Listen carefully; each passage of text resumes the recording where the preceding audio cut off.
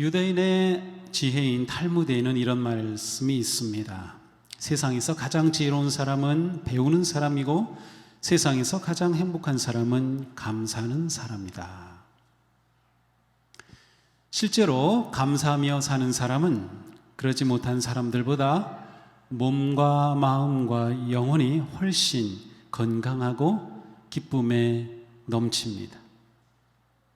우리가 감사하고 또 감사의 말을 하면 우리의 맥박이 정상적으로 잘 평온하게 뛰고 또 우리의 몸에서 좋은 효소들이 나와서 소화도 잘 되고 몸의 기능이 아주 좋아집니다. 반면에 불평을 하게 되면 맥박도 빨라지고 얼굴도 붉어지고 소화도 잘 안 되고 몸이 안 좋아집니다. 감사하는 사람은 건강하고 행복하게 살아갈 수가 있어요. 행복을 보장하는 절대적인 기준은 없습니다. 얼마 이상 돈을 벌어야 행복하다라든지 몇 평 이상 집에 살아야 행복하다라든지 그러한 정해진 기준은 없습니다. 그 말은 누구나 다 어떤 상황에서도 행복할 수 있고 누구나 다 자신의 삶을 행복하게 가꾸어 갈 수 있다는 말입니다. 결국 행복은 소유의 비례에 있지 않고 감사하는 마음에 비례합니다. 얼마나 행복한가 하는 것은 어떻게 보면 얼마나 감사하느냐에 달려 있습니다. 감사할 줄 모르는 사람이 행복할까요? 그러지 못해요. 감사할 줄 모르는 사람은 행복할 수가 없습니다. 흔히 우리는 나는 행복하면 감사할 거야 라고 할지 몰라요. 그렇지 않죠. 오히려 행복하면 감사하는 것이 아니라 감사하면 행복해집니다. 사도 바울은 이렇게 말씀합니다. 여러분은 감사에 찬 말을 하십시오.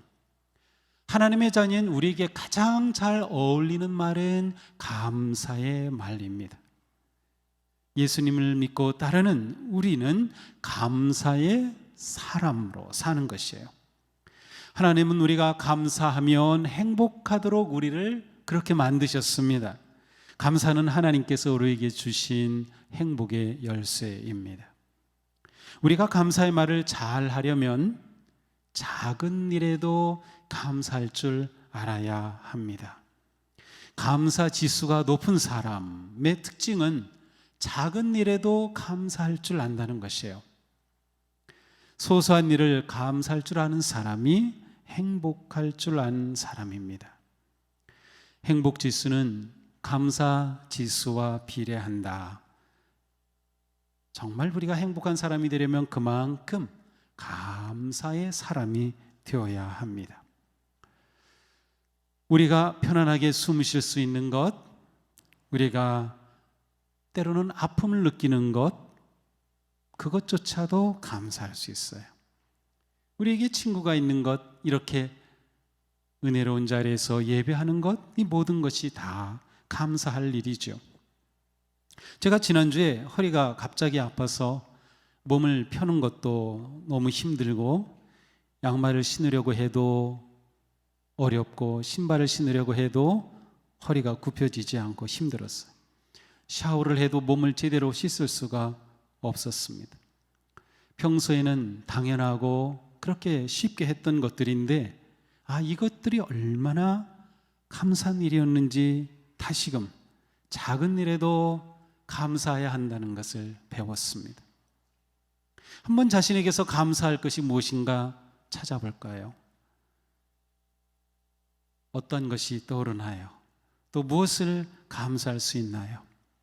우리가 감사하고자 하는 마음과 눈으로 본다면 우리는 감사할 무한한 것들을 하나씩 찾아갈 수 있을 것입니다. 보이킷이라는 분은 이런 말을 했습니다. 평범한 삶에 대해 감사하는 마음은 하나님께 드리는 최고의 감사 기도이다. 아주 작은 일, 일상적인 일, 평범한 것에 대해 감사할 줄 아는 것이 하나님께 드리는 최고의 감사 기도라는 거예요. 우리는 뭐 엄청난 일이 있을 때 하나님께 감사하는 것이 아니라 내 존재에 대해서, 내가 살아가는 그 일상의 작은 것들에 대해서 얼마든지 감사할 수 있죠. 자, 그런데 우리에게 중요한 것은 이 감사를 잘 표현하는 것입니다. 이런 말이 있습니다. 노래는 부를 때까지 노래가 아니고, 종은 울릴 때까지 종이 아니며, 사랑은 표현할 때까지 사랑이 아니고, 복은 감사할 때까지 복이 아니다. 유대인에게는 이러한 격언도 있습니다. 감사하라는 말이 혀에 붙기 전까지는 아이에게 아무 말도 가르치지 말라.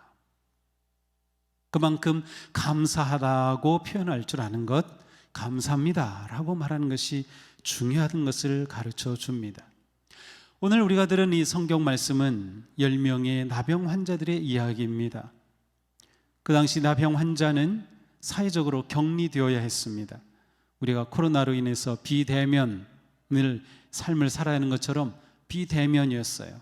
율법이 그렇게 정해놨습니다. 그래서 그들은 가족하고 함께 살 수도 없고, 결국 나병에 걸린 사람들 자기들끼리만 있어야 합니다. 그들이 나아서 되돌아가기 위해서는 제사장이 인정해 줘야 됐어요. 그제서야 비로소 돌아가 가족과 함께 일상의 삶을 살 수 있었죠. 이 10명의 나병 환자들이 예수님을 찾아왔습니다. 성경에 보니까 멀찍이서 소리 질렀어요. 예수님께 가까이 올 수 없었어요. 대면이 불가능했기 때문에. 그래서 멀리서 소리친 거죠. 우리를 불쌍히 여겨주세요, 고쳐주세요 라고 외친 것이죠. 예수님께서는 그들을 보시고 너희가 제사장에 가서 보여라고 말씀해 주셨어요. 자, 예수님의 말씀 따라서 그들이 제사장에게로 갈 때 놀랍게도 그들이 깨끗하게 치유됩니다. 어느 순간인지 모르는데 가는 도중에 보니까 깨끗이 다 나은 거죠. 이 얼마나 놀라운 일입니까? 그 병을 고치기 위해서 모든 수단을 다 써봤겠지만 고칠 수 없었던 그 저주와 같은 병이었는데 예수님의 말씀대로 하는 동안 깨끗해졌어요. 너무 기뻤겠죠.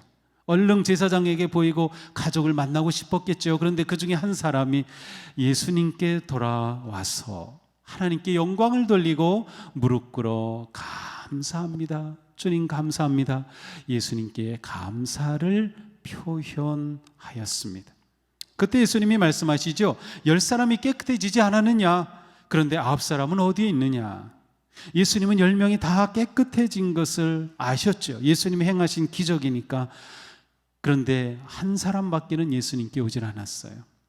아마도 예수님은 10명이 다 예수님께 와서 감사합니다 라고 감사함을 표현하기를 기대하셨던 것이 아닐까요? 그날 예수님께 온 사람은 이방인 사마리아인이었습니다. 예수님은 그에게 놀라운 말씀을 주시죠. 내 믿음이 너를 구원하였다. 이 사람은 자신의 치유뿐만 아니라 자신의 존재가 영원히 구원받은 놀라운 은혜를 입었습니다. 감사는 표현되어야 합니다. 이런 말이 있습니다. 감사하다고 생각하면서 그것을 표현하지 않는 것은 선물을 포장만 하고 주지 않는 것과 같다. 아무리 좋은 선물을 준비하고 포장했다 하더라도 주지 않는다면 선물이 아니듯 감사합니다 라고 표현하기까지는 진정한 감사가 아닌 셈입니다. 우리는 감사합니다 라고 말하는데 인색하면 안 됩니다. 우리는 감사를 잘 표현하고 자주 표현하고 즉시 표현하고 진심으로 표현하고 기쁨으로 표현해야 합니다. 지금 우리 사회에는 온갖 욕설과 막말이 넘쳐납니다. 정말 부끄러운 일이죠. 우리 청소년들이 욕을 하지 않고는 말을 하지 못하는 아이들이 꽤 많아요. 그 아이들 잘못이 아니라 어른들 잘못이에요. 이 욕설이 한국 사회에 퍼지기 시작한 게 순수하게 제 개인적인 생각인데, 친구라고 하는 영화가 나오면서부터 했어요. 쌍욕으로부터 시작되는 영화. 그 다음부터 모든 영화들마다 쌍욕이 다 나옵니다. 그런 것이 다 흥행이에요. 그런 거 보고 다 배우지. 욕설하는 사회, 막말하는 사회 행복할 수 없어요. 우리가 그리스도인으로서 이 사회를 변화시키고 행복하게 하기 위해 할 수 있는 아주 중요한 여러 가지 가운데 하나는 바로 거룩한 말을 하는 거예요. 감사의 말을. 우리가 하는 감사의 말은 다른 사람을 행복하게 할 뿐만 아니라 이 썩어져가는 사회를 살릴 수 있는 말이기도 합니다. 사도 바울은 이런 말씀을 하셨어요. 더러운 말과 어리석은 말과 쌍스러운 농담은 여러분에게 어울리지 않습니다. 오히려 여러분은 감사에 찬 말을 하십시오. 우리 입에서 나오는 말이 향기롭고 복되고 거룩하고 아름다운 말이 될 때 우리 자신이 행복하고 그 말을 듣는 다른 사람이 행복하게 됩니다. 말이 인생을 만들기 때문입니다. 감사는 우리를 행복하게 하는 에너지와 같아요. 작은 일에도 감사하고 언제나 감사하고 진심으로 감사하고 감사하다는 말이 더욱 넘쳐나는 삶, 우리가 그러한 삶을 살게 되기를 축복합니다. 우리가 반복적으로 어떤 행동을 할 때 그것은 습관이 되죠. 그래서 습관이 사람을 만든다고 표현합니다. 습관이 그렇게 중요합니다. 그렇다면 감사의 습관도 중요합니다. 우리가 감사하는 것도 일종의 습관입니다. 좋은 습관이에요. 아주 좋은 습관. 불평도 습관이고 감사도 습관입니다. 불평하는 사람을 보면 습관적으로 불평을 하는 경우가 많이 있어요. 이런 사람에게는 장미꽃을 보여주면 가시를 먼저 볼 것입니다. 그러나 감사할 줄 아는 사람에게는 그 가시조차도 감사가 될 수 있는 것이죠. 감사할 줄 아는 사람이 행복해요. 불평은 불행의 연습이고 감사는 행복의 연습입니다. 적극적 사고방식, positive thinking이라는 그러한 메시지를 선포하고 다녔던 빈센트 필이라는 목사님이 계셨습니다. 이 목사님이 어느 날 기차를 타게 됐어요. 그런데 맞은 자리에 중년 부부가 이렇게 앉았습니다. 아주 보기에도 아주 멋지게 생긴 그러한 부부였어요. 그런데 그 부부가 이렇게 의자에 앉자마자 그 부인이 막 불평하는 겁니다. 여긴 왜 이렇게 기차가 이렇게 지저분해? 냄새가 나네. 자리가 이렇게 좁아. 그리고 막 불평을 합니다. 그런데 그 남자가 좀 미안했던지 이제 앞에 있는 이 목사님 보고 자기를 소개합니다. 저는 리처드라는 변호사입니다. 이쪽은 제 아내인데요. 제 아내는 제조업에 종사하고 있습니다. 그러니까 이 목사님이 그러세요. 그러면 우리 아내 되시는 분은 어떤 제조업을 하고 계신가요? 그러자 이 남편이 말합니다. 제 아내는요 불평 제조업자랍니다. 그냥 앉기만 하면 불평하고 말만 하면 불평을 하는 아내입니다. 그런 말을 했다고 합니다. 그렇습니다. 감사하는 것도 불평하는 것도 습관입니다. 우리는 어떤 제조업에 종사하고 있나요? 그렇습니까? 감사 제조업? 네, 그래야 합니다. 우리는 감사 제조업에 종사해야 합니다. 우리가 어떤 인생을 사는가 하는 것은 우리의 결단과 선택입니다. 우리가 어떤 습관을 키우느냐, 어떤 언어를 말하느냐, 어떤 제조업을 하느냐는 우리가 결정하기 나름입니다. 감사의 인생을 사는 사람, 감사 제조업자가 되는 것보다 좋은 일이 있을까요? 그래서 성경은 감사가 넘치게 하라라고 말씀하고 있는 것이죠. 또한 감사는 하나님을 기쁘시게 하는 놀라운 믿음의 표현입니다. 성경은 말씀하죠. 우리가 너무도 잘 아는 말씀, 항상 기뻐하십시오. 끊임없이 기도하십시오. 모든 일에 감사하십시오. 바로 이것이 그리스도 예수 안에서 우리에게 바라시는 하나님의 뜻입니다. 하나님은 우리가 모든 일에, 아주 사소한 일에도 감사하기를 원하셔요. 그것이 하나님의 뜻입니다. 사탄의 뜻은 정반대입니다. 사탄은 우리 귀에 이렇게 속삭입니다. 항상 불평해라, 쉬지 말고 원망해라, 범사에 투덜대라. 이는 너희를 향한 사탄의 뜻이니라.